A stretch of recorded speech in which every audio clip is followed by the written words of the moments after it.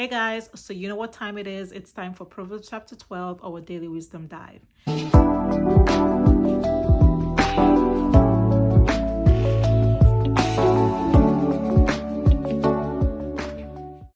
Proverbs chapter 12 begins by letting us know that someone who has a teachable spirit, they accept correction that comes with learning.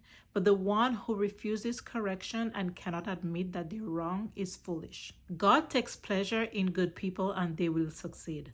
They are like trees with deep roots. They are stable and immovable. But anything that a wicked person does will not last. Now, verse 4 is for my ladies, so you may want to listen up. A worthy wife is like a crown to her husband. She makes him feel like a king. The words that she speaks to him uplifts him and gives him strength and power. But a woman who is disgraceful and brings shame to her husband is like rottenness to his bones.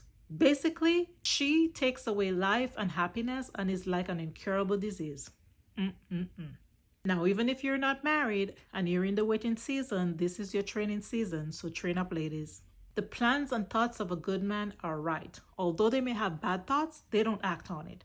Their words save lives, they are kept, and they are praised for their wisdom. But the wicked act with deceit. Their tongues are like swords to people in their way. They are despised, and they quickly disappear. Now, this next verse is so important, especially in a social media age where a lot of us tend to compare ourselves to others, and there's a lot of imitation going on. Verse 9 drives home the point that it is better to walk in your authenticity than to pretend living a life that is so far from your true life. Live your life of truth in God's eyes versus live a life that is a lie in the eyes of man. Focus on your own business, work hard, and you will have food and be rewarded. But chasing after worthless things will leave you struggling. People who have good hearts and are kind show their kindness not just to people but to animals as well. But the wicked person has lost all sense of compassion, and even when they appear to be compassionate, their kindness is cruel. Wicked people covet the things of the evil, and they don't care how it was achieved. They don't guard their mouths, they are always caught in their lies, and their words oftentimes reveal their deceptive motives. But godly people want nothing to do what the wicked or an evil person has, because they know that God provides for them. They always speak truth and uplift others. Words that uplift others and are true have many benefits and bring great satisfaction. Truth lasts forever and stands the test of time. Hard work also has great rewards. But one who is deceptive always lies, and they constantly live in fear of their lies being exposed. Foolish people think that their way is right. They give no thought to the things that they say. Their words tear down and discourage others. They love to broadcast their foolishness and make it seem like they're wise.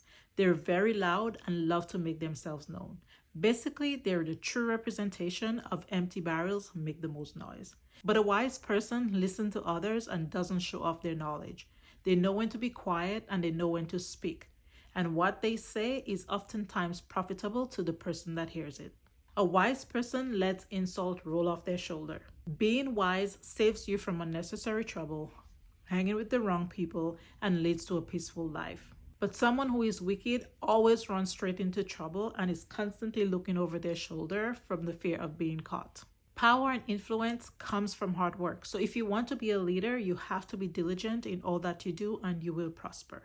But if you sit on your hands and do nothing, you're a slacker and you'll be forced to be a slave to someone else. The chapter wraps up by letting us know that worry and anxiety does nothing more than weigh us down. But remembering the truth of God's word and speaking it over our lives instantly uplifts us. And if you continue to do good and bless others, you will be blessed, because the way of the upright is life.